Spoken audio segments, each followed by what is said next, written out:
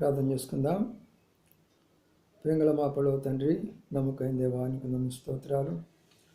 ఈ ఉదయకాల సమయంలో ప్రభా మరియు అనుదిన ధ్యానం కొరకై మమ్మల్ని సిద్ధపరిచిన విధానం బట్టి మేము స్తోత్రాలు. కొన్ని మాటలు మేము ధ్యానించబోతుండగా దాసుని అభిషేకించుకొని ఆ మాటలు దయచేయండి. అవి అనేకులు ఉపయోగకరంగా ఉంచండి. అనేకులు విని సత్యాన్ని తెలుసుకుంటూ సహాయం చేయమని ప్రార్థన చేస్తూ మీ దయల హస్తాలకు అప్పచెప్పుకుంటూ యేసయ్య పరిశుద్ధ నామమున స్తుతించి ప్రార్థించి కనపరచబడుచున్నాం తండ్రి, ఆమేన్. ప్రియులారా, మన అనుదిన భాగంలో ఉదయకాల ధ్యానాన్ని ధ్యానిస్తూ వస్తుంటున్నాం. కొన్ని సందర్భాల పరిస్థితిని బట్టి ధ్యానించలేకపోయినాము.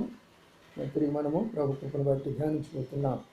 ఆదికాండం 11వ అధ్యాయంలో ఒక మాటను మనం చదువుకుందాం. ఆదికాండము 11వ అధ్యాయము 8వ వచనము. అలాగ యెహోవా అక్కడ నుండి భూమి అందంతటా వారిని చెదరగొట్టెను, కనుక వారు ఆ పట్టణం కట్టుట మానిరి. దానికి బాబేలను పేరు పెట్టిరి. ఎందుకనగా అక్కడ యెహోవా భూజనులను భాషను తారుమారు చేసింది. అక్కడ నుండి యెహోవా భూమి అంతటా వారిని చెదరగొట్టెను. చాలు. సరైన లేఖన భాగాన్ని ప్రభాషించి దీవించునుగాక. ప్రియులారా, ఈ యొక్క భాగం మనం చదువుకుంటున్నామంటే ఈ రోజున భారతదేశంలో చాలా కలవరం ఉన్నది. ఏమిటి ఆ కలవరం అంటే, మరి హిందువులు క్రైస్తవులు మరి ఎక్కువైనటువంటి యొక్క మరి ఒకరినొకరు ద్వేషించుకోవడానికి, దూషించుకోవడానికి, ఆఖరికి హింసించుకోవడానికి కూడా తయారవుతుంటున్నారు. అంతేకాదు, మరి పాస్టర్ల మీద, దేవుని యొక్క సేవకుల మీద వారి గురి పెట్టేసి మరి అనేక విధాలుగా వారిని, బైబిల్ని, మరి ప్రభువును వారు విమర్శిస్తూ ఉంటున్నారు. అందుకనే వారు ఏమనుకుంటున్నవారు అంటే, మేము భారతీయులమే, ఈ క్రైస్తవులంతా కూడా బ్రిటిష్ వారు, కాబట్టి వీళ్ళు ఇక్కడ ఉండడానికి కూడా వీలు లేదు, మాది సనాతన ధర్మము, మాది హిందూ ధర్మము, కాబట్టి మేమే ఇక్కడ ఉండాలి, ఇక్కడ మేమే, మా యొక్క విశ్వాసమే ఉండాలి అనే ఉద్దేశంతో ఈ రోజున చాలామంది పోరాటం చేస్తున్నారు. అందుకని నేను ఈ విషయం చెప్పాను. అసలు భారతదేశం అనేది ఎట్లా వచ్చింది, ఆ విషయాన్ని మనం అర్థం చేసుకోవాలి. భారతీయులు ఎవరు? ప్రపంచంలో మనం చదువుకున్నటువంటి 11వ అధ్యాయంలో నోవా సంతతిలో 3 మిగిలారు. ఈ 3లో ఒకరు హాము, రెండవది షేము, మూడవది యాఫెత్. వీళ్ళు ఏం చేశారు? హాము సంతతి వాళ్ళందరూ కూడా ఒక ప్రాంతానికి వెళ్ళి ఆ ప్రాంతానికి ఆఫ్రికా అని పేరు పెట్టారు. కాబట్టి వారంతా కూడా ఆ ప్రాంతం చాలా వేడిగా ఉంటుంది. అందుకని వాళ్ళ రంగు వారు నల్లగా ఉంటారు. వారి ఎంట్రుకలు కూడా కర్లింగ్ లాగా ఉంటాయి. ఆ తర్వాత షేమ్ సంతతి వారు, వీళ్ళు మధ్య ఆసియాలో స్థిరపడ్డారు. ఈ మధ్య ఆసియా అంటే ఇరాను, ఇరాకు, ఇక్కడ మనం చదువుకున్నట్టు బాబేలు. కాబట్టి ఈ ప్రాంతంలో ఉన్నటువంటి వారు వీళ్ళు. కాబట్టి వీళ్ళు మధ్య ఆసియాలో ఉన్నటువంటి వారు షేమ్ సంతతి వారు ఉన్నారు. ఆ తర్వాత ఈ యొక్క యూరోప్ ఖండం ప్రాంతంలో ఉన్న వారిని మరి యాఫెత్ సంతతి వారు అంటారు. అమెరికన్స్ కానీ, బ్రిటిషన్స్ కానీ, యూరోపియన్స్ కానీ. ఇలాగా దేవుడు వాళ్ళని చెదరగొట్టాడు. మొట్టమొదటి ఒక భాష ఉంది భూమి మీద, హీబ్రూ భాష. ఆ భాష నుండి వారిని అందరిని కూడా చెదరగొడుతూ వచ్చారు. అనేక స్థలాలకు చెదిరిపోయినారు. కాబట్టి మొట్టమొదటిగా ఎన్ని ఖండాలు ఉన్నాయి ప్రపంచంలో? There are only 3 continents. One is Africa, another is Asia, and another is Europe. Only 3 continents. కాబట్టి ఇప్పుడు ఈ ఆఫ్రికన్స్లో కొంతమంది అక్కడి నుంచి బయలుదేరి భారతదేశానికి వచ్చారు, ఇండియాకు వచ్చారు. వారు ఏ ప్రాంతానికి వచ్చారు అంటే, మరి సిలోను, మద్రాసు, కేరళ, కర్ణాటక, ఆంధ్రప్రదేశ్. ఇప్పుడు వచ్చిన ఈ 4 స్టేట్లు. ఫస్ట్ అలాగ లేదు, ఆంధ్ర కూడా మద్రాసులోనే ఉంది. అలాగా ఈ స్టేట్స్, ఈ ప్రాంతంలో వారు వచ్చి సెటిల్ అయ్యారు. ఎవరు వీళ్ళు? ఆఫ్రికన్ ప్రాంతం వారు. వీరు మొట్టమొదటి భారతీయులు. వీరి యొక్క పుట్టుక ఎక్కడ అంటే ఆఫ్రికాలో. ఈ ఆఫ్రికా సంతతి ఎవరిదంటే హాము సంతతి.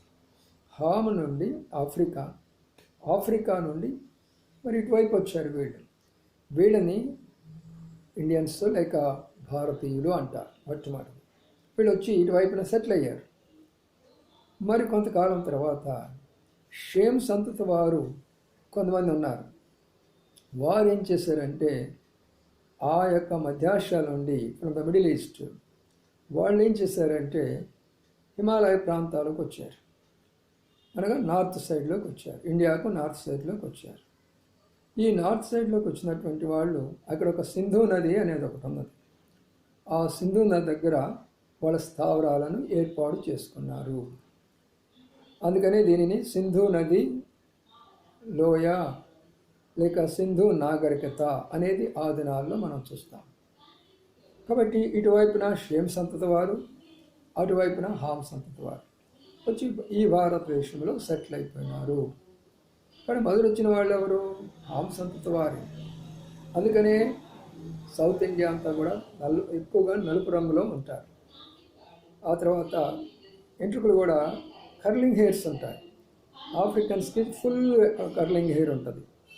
ఇప్పుడు మరి మారిపోయిన కానీ పరిస్థితి మా టైంలో కూడా స్త్రీలు పురుషులు అందరికీ కూడా వారికి ఏముండేదంటే ఎంట్రుకలు కర్లింగ్ హెయిర్స్ ఉంటాయి. సో బ్యూటిఫుల్గా ఉండేవారు. అందుకని రాను అది మారుతూ ఫ్యాషన్లో ఇలాగ వచ్చేసేసింది. కాబట్టి ఇది దాని యొక్క బ్యాక్గ్రౌండ్. ఇప్పుడు వీళ్ళు ఎక్కడి నుంచి వచ్చారు అంటే మధ్యాసియా నుండి. They came from Middle East. ఏ ప్రాంతంలో నుంచారు? ఇరాన్ అనేటటువంటి ప్రాంతాలు.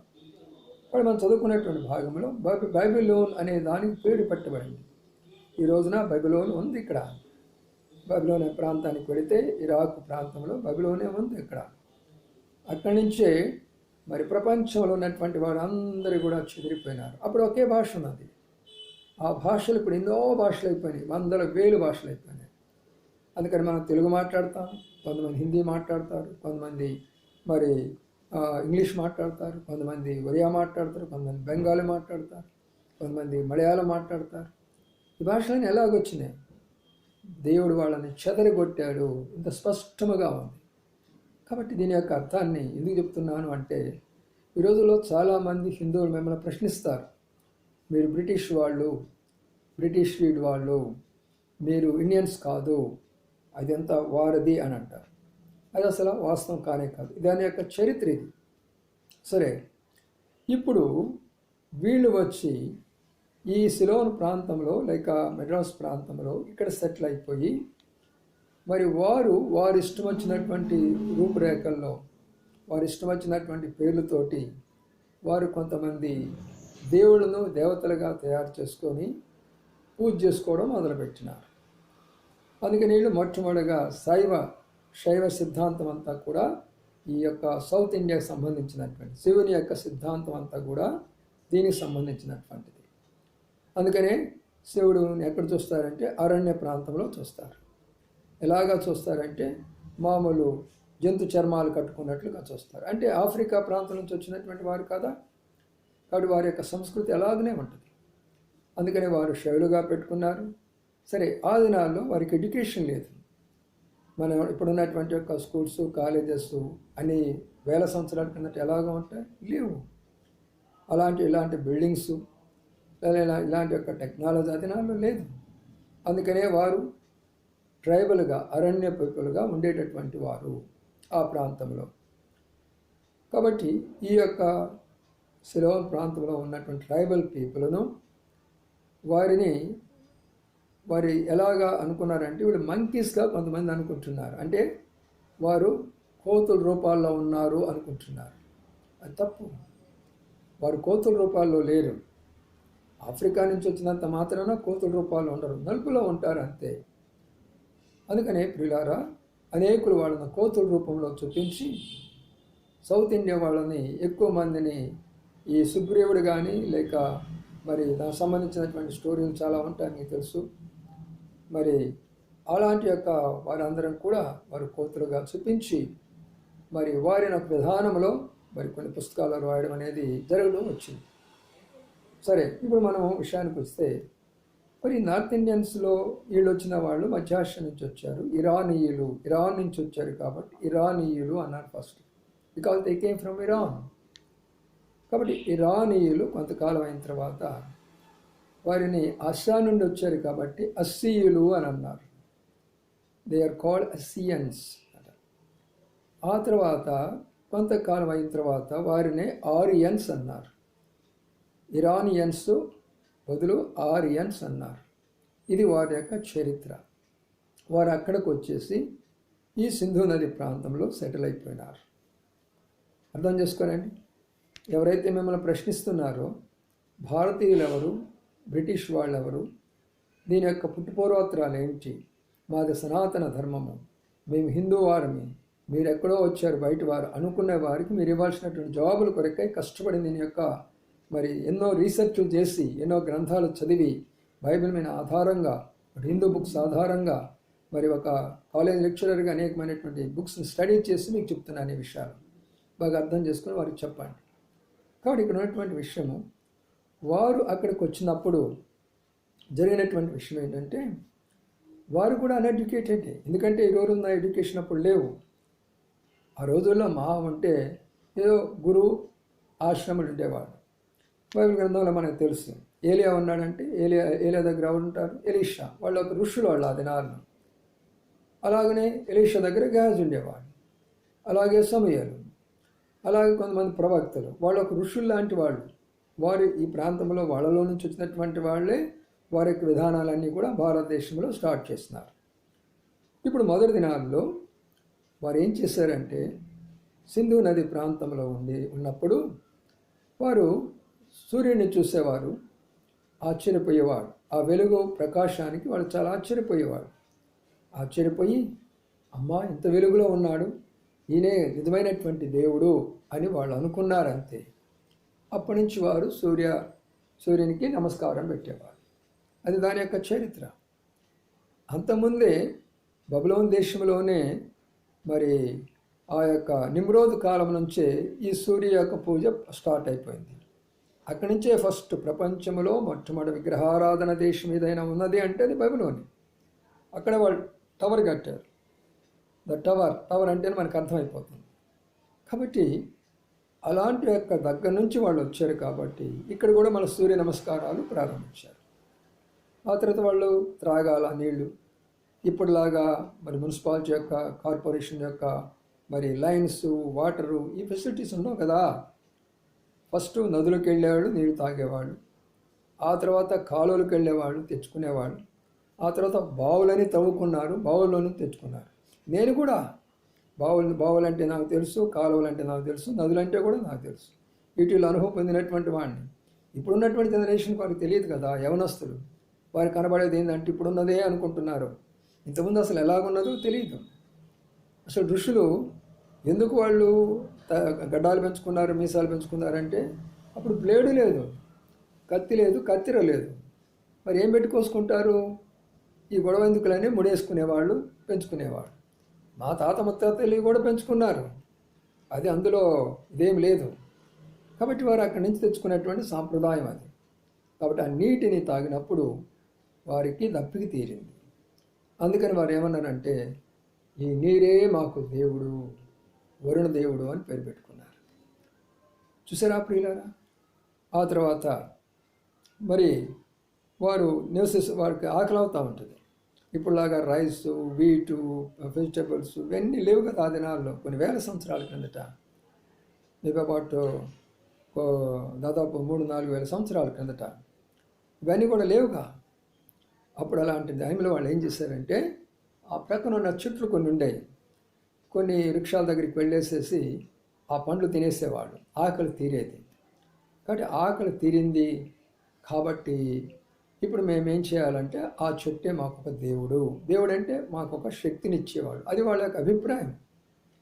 అది వాళ్ళ అభిప్రాయం. మాకు శక్తినిస్తున్నారు, మాకు సహాయపడుతున్నాడు, ఇదే ఒక దేవుడు అని ఒక చెట్టుకి, ఆ నీటికి, ఆ సూర్యునికి దేవుళ్ళుగా వాళ్ళు కొలిచినారు. అది వారి యొక్క బ్యాక్గ్రౌండ్. ఆ తర్వాత వారి వస్త్రాధారణ కూడా ప్రారంభంలో వస్త్రాలు ఏంటి? చర్మపు వస్త్రాలే ఎవరికైనా. అప్పుడు ఈ వస్త్రాలు లేవు. ఆది కాండము మరి 3వ అధ్యాయంలోనే చర్మ వస్త్ర ప్రభు ఇచ్చాడు. దేవాది దేవుడు ఆదామవకి ఇచ్చాడు. ఈ చర్మ వస్త్రాలే ఇస్తున్నారు. కాబట్టి ప్రియులారా, ప్రారంభ దినాల్లో చర్మ వస్త్రాలే ధరించేవాళ్ళు, అనేక స్థలాలకు పోయేవాళ్ళు. ఈ యొక్క ప్యాంట్లు, షూట్లు, ఈ యొక్క విధానాలు, ఈ యొక్క చీరలు, జాకెట్లు, ఈ యొక్క ఇవన్నీ కూడా మరి ఇప్పుడంటే తర్వాత స్లోగా డెవలప్ అవుతూ వచ్చినాయి. అది ప్రారంభం యొక్క చరిత్ర. అందుకని ఆ రీతిగా వారు కొంత వారు ఇష్టపూర్వకంగా సృష్టిని దేవుడుగా దేవతలుగా భావించి వారు పూజించేవారు. ఇది ఎవరు? ఈ నార్త్లో ఉన్నటువంటి వారు, హిమాలయ పర్వతంలో సింధు ప్రాంతంలో ఉన్నటువంటి వారు. మరి వీళ్ళ సంగతి చెప్పాను కదా, సౌత్ ప్రాంతంలో ఉన్నవాళ్ళు, వీళ్ళు కూడా ట్రైబల్ పీపులే. సుగ్రీవుడు కానీ, లేక ఆయన రావణాసురుడు కానీ, లేకపోతే ఇంకా కొంతమంది ఉన్నారు ఆ శ్రీలంక, లేక ఇటువైపు వీళ్ళందరూ కూడా, ఈ ప్రాంతంలో ఉన్న వాళ్ళందరూ కూడా వీళ్ళు నలుపు, వాళ్ళు తెలుపు.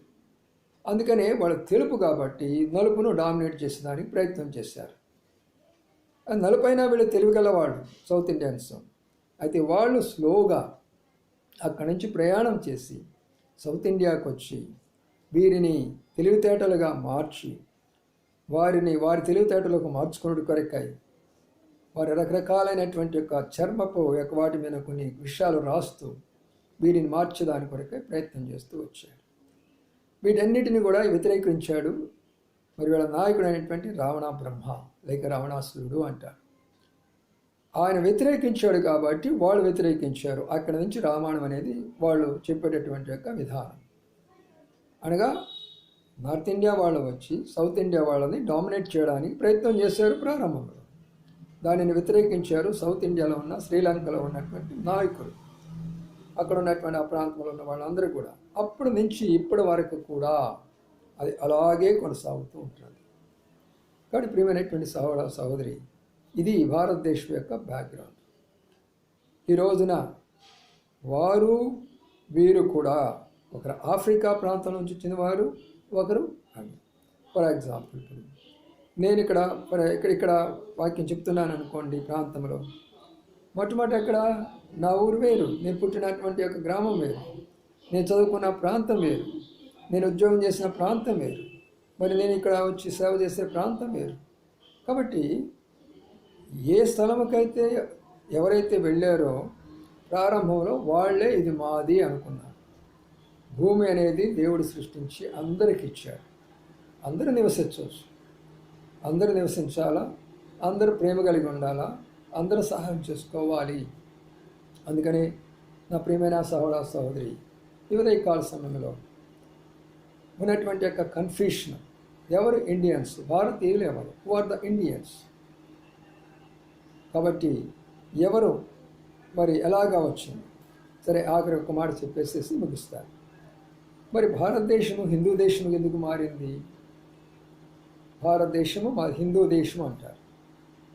మొట్టమొదటి ఉన్నటువంటి వారు సింధు ప్రాంతంలో ఉన్నటువంటి వారు హిందూ దేశం అని కానీ హిందూ మతం అని కానీ చెప్పలేవారు. సనాతన ధర్మము అనేవారు. సనాతన అంటే ఎప్పుడో నుంచి వచ్చేటటువంటి యొక్క ధర్మం అంటే ఒక పద్ధతి, ఒక విధానము, ఒక మంచి మార్గం అనేటటువంటిది తెలియజేస్తారు. అది ఇది ఎందుకు వచ్చింది అంటే సింధు అనేటటువంటిది ఆ భాష మరి మనము ముస్లిమ్స్ పరిపాలనలో అది హిందూగా మారిపోయింది. ఎందుకంటే మనము సా అంటాము, వాళ్ళు హా అంటారు. మనం సప్తా అంటారు, ఇక్కడ వీళ్ళందరూ కూడా సప్తా అంటారు. 7 సప్తా అంటే 7 అని, వాళ్ళ హఫ్తా అంటారు 7 అని. అందుకనే సింధు నది, సింధు నాగరికత కాస్త హిందూ నాగరికత అయిపోయింది. హిందూ అంటే ఇది రాముడు, కృష్ణుడు, లేక విష్ణువు, లేకపోతే బ్రహ్మ, లేక శివుడని కాదు దానికి అర్థం. సింధు నదిలో నుంచి హిందూ వచ్చింది. ఎందుకంటే మరి భారతదేశాన్ని వారి తర్వాత మళ్ళీ ముస్లిమ్స్ వచ్చి పరిపాలించారు కాబట్టి వారి కాలంలో మారిపోయింది. భారతదేశాన్ని చాలా దేశాలు పరిపాలించారు. గ్రీకులు పరిపాలించారు, అలాగనే మరి బబులోను వారు పరిపాలించారు, పర్షియా వారు పరిపాలించారు, మాదీ వాళ్ళు పరిపాలించారు, యూరోపియన్ వాళ్ళు పరిపాలించారు. భారతదేశం అంటే ఒకరు కాదు, అందరు ఇక్కడ సెటిల్ అయిపోయినారు. కొంతమంది యూరోప్ దేశంలో వాళ్ళు ఇక్కడ సెటిల్ అయిన వాళ్ళు ఉన్నారు, కొంతమంది ఆఫ్రికా ప్రాంత వాళ్ళు సెటిల్ అయిన వాళ్ళు ఉన్నారు, కొంతమంది మరి యూదుల్లోని సెటిల్ అయిన వాళ్ళు ఇక్కడ ఉన్నారు, కొంతమంది ఇంకొక ప్రాంతంలో నుంచి ఆసియా ప్రాంతం నుంచి సెటిల్ అయిన వాళ్ళు ఉన్నారు. అంటే ఇదంతా భూమి కాబట్టి అందరూ వచ్చి ఇక్కడ సెటిల్ అయిపోయినారు. ఎవరి నమ్మకాలు వారి ప్రకారం, ఎవరి విశ్వాసంలో వారు కొనసాగుతూ ఉంటున్నారు. కాబట్టి ఇది భారతదేశం యొక్క బ్యాక్గ్రౌండ్. కాబట్టి మిమ్మల్ని ఎవరైనా సరే ఈ దినాల్లో క్రైస్తవులను ప్రశ్నించిన ఎడల మీరు క్రైస్తవులు, మీరు బ్రిటిషర్సు, మీరు అమెరికన్స్, మేము భారతీయులమి, మేము ఈ ప్రాంతం వారమి, మీరు ఎక్కడి నుంచో వచ్చినటువంటి వారు అని ఎవరైతే చెప్తారో వారికి మీరు ఇవ్వాల్సినటువంటి యొక్క శ్రేష్టమైనటువంటి సమాధానం. అందుకనే ఇది ఆదికాండం 11వ అధ్యాయంలో మొదలుపెట్టాను. అది ఎలాగా మరి విస్తరిస్తుందో అది మీకు రానున్నటువంటి యొక్క దినాల్లో మనం ధ్యానించుకుందాం. ఇప్పుడు పాయింట్స్ అన్ని క్లియర్ అనుకున్నాను. సౌత్ ఇండియన్స్ ఎవరు ఉన్నారో, నార్త్ ఇండియన్ ఎవరు వచ్చారో, ఫస్ట్ నార్త్ ఇండియాకి ఎలాగొచ్చారో, వారి మధ్య ఎదురుతున్నటువంటి పోరాటాలు ఏంటో, ఈ విషయాలన్నీ కూడా స్పష్టంగా చెప్పాను. కాబట్టి అర్థం చేసుకోనండి, దాని ప్రకారం వారికి జవాబు ఇవ్వండి. అందరము కూడా ఒకరు కాదు. మరి ఇటు షేమ్ సంతతి వారు ఇక్కడ ఉన్నారు, ఆ తర్వాత హామ్ సంతతి వారు ఇక్కడ ఉన్నారు, యాఫెద్ సంతతి వారు ఇక్కడ ఉన్నారు, అందరూ అన్ని రకాల వారు ఉన్నారు ఇక్కడ. అందుకని దీన్ని సనాతన ధర్మము అంటే మొట్టమొదటి వచ్చినటువంటిది, ఒక మతానికి సంబంధించినటువంటి కాదు. అందుకని ప్రారంభంలో వాళ్ళు సృష్టిని పూజ చేస్తూ వచ్చారు.